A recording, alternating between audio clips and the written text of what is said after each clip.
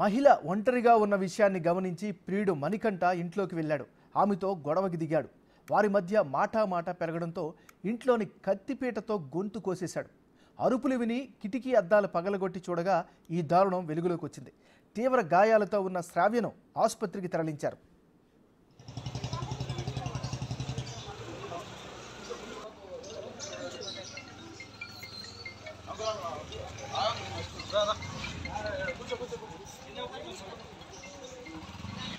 ఇంతకుముందు పెళ్ళి అయిపోయింది. పెళ్ళైన తర్వాత విడాకులు అయినాయి. ఆయనతో ముస్లిం అబ్బాయితో ఒక పెళ్ళి అయింది. అది విడాకులు అయిపోయినాయి. అయిన తర్వాత మళ్ళీ వేరే అతను లవ్ చేసింది. అతను సడన్గా చేసి ఇప్పుడు ఆ ప్రేమ నిరాకరించింది. ఆమె నిరాకరించినందుకు అతను వచ్చి ఆమె ఎవరు లేదు, వాళ్ళ అమ్మ కూడా లేదు ఇంట్లో. వాళ్ళ అమ్మ జాబ్కి వెళ్ళింది. ఈమె ఒకతే ఉన్నది. ఈమె కూడా ఒక గంట అయితే ఆఫీస్కి వెళ్తే అంత లోపల ఇతను వచ్చేసి డోర్ పెట్టేసి ఆమె కత్తిపీటతోటి ఆమె పైన కూర్చొని ఆమె కళ్ళ మీద పొడవడం, గొంతు కోయడం జరిగింది. ఆమె ఇప్పుడు ప్రస్తుతానికి హాస్పిటల్లో తీసుకెళ్ళాం. ఇట్లా ఎన్ని గంటలకు జరిగింది? ఇంకా 9 గంటలకు జరిగింది. అంటే అరుపులు ఏమైనా వినిపించాయా? ఇంట్లో అరుపులు వినిపిస్తే మేమే వెళ్ళినాం. వెళ్ళి కిటికీ ఇరగొడితే అద్దం ఉంటే ఆ గ్లాస్ బ్రేక్ చేసినాం. పోలీస్ వాళ్ళకి ఇన్ఫార్మ్ చేస్తే వాళ్ళు కూడా వచ్చారు. వచ్చే వల్ల ఆమె బై ఛాన్స్ ప్రాణాపాయంతో కొంచెం బతికింది. ఆమె ఇంకేం కాలేదు. ఆమె ప్రస్తుతానికి హాస్పిటల్ తీసుకున్నాం. ఇంతకుముందు పెళ్లి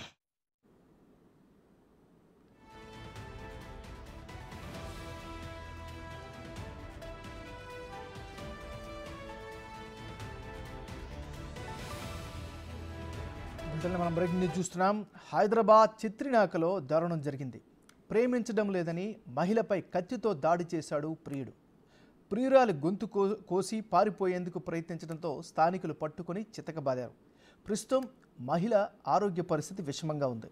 నిందితుడిని అదుపులోకి తీసుకున్నారు. ఆ మహిళకు గతంలో ఒక వివాహం కూడా అయిందని స్థానికులు చెబుతున్నారు. అయితే ఆమె భర్త నుంచి దూరంగా ఉంటుంది. ఈ క్రమంలో మహిళపై ప్రియుడు దాడి చేశాడు.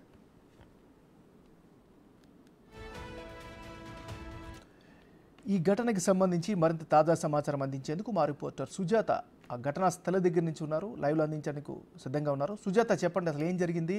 ప్రస్తుత పరిస్థితి ఏంటి? ఆమె బంధువులు ఎవరైనా స్పందించారా? ఆమె ఆరోగ్య పరిస్థితి ఏంటి?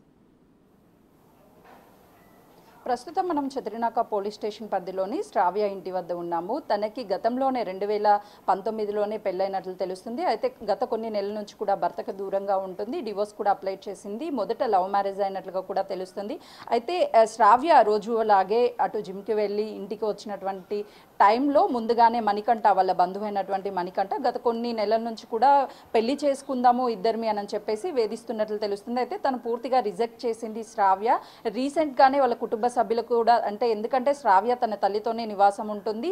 అప్పుడు వాళ్ళ అమ్మగారికి చెప్పినా కూడా సరే అని చెప్పేసి ఈ విధంగా గొడవలు అవుతున్నాయని కొంతమేరకు దూరంగా ఉండడానికి ప్రయత్నం చేసినప్పటికీ ఈరోజు శ్రావ్య కంటే ముందుగానే, అంటే ఎప్పుడైతే శ్రావ్య అమ్మ ఇంట్లో నుంచి ఉద్యోగం కొరకు బయటకు వెళ్ళిందో అప్పుడు ముందుగానే ఇంట్లోకి వచ్చి అటు మణికంఠ ఇదే ఇంట్లో ఉన్నాడు. అయితే శ్రావ్య జిమ్కి వెళ్ళొచ్చి లోపలికి వచ్చేసరికి మణికంఠని చూసి ఎందుకు ఇక్కడికి వచ్చావు, ఈ టైంలో వచ్చావు అని అడిగితే మాట్లాడాలి అని చెప్పేసి మొదట కూర్చొని మాట్లాడారు. ఇద్దరి మధ్య కూడా తీవ్రంగా వివాదం చోటు చేసుకుంది. ఆ తర్వాత మణికంఠ, నువ్వు ఎవరితోనో చాట్ చేస్తున్నావు, అదేవిధంగా మరొకరితో రిలేషన్లో ఉంటున్నావు, నన్ను పెళ్లి చేసుకోవాలి అని చెప్పేసి శ్రావ్యాన్ని ఫోర్స్ చేశాడు. కానీ శ్రావ్య ఎక్కడ కూడా ఒప్పుకోలేదు. నాకు మొదటి నుంచి కూడా నువ్వంటే ఇష్టం లేదు, నేను పెళ్లి చేసుకోను అని తిరస్కరించినప్పుడే అక్కడ ఉన్నటువంటి కిచెన్లోకి వెళ్ళి కొన్ని వస్తువులను కింద పడేసి తర్వాత తీవ్రంగా వాగ్వాదం చోటు చేసుకుంది.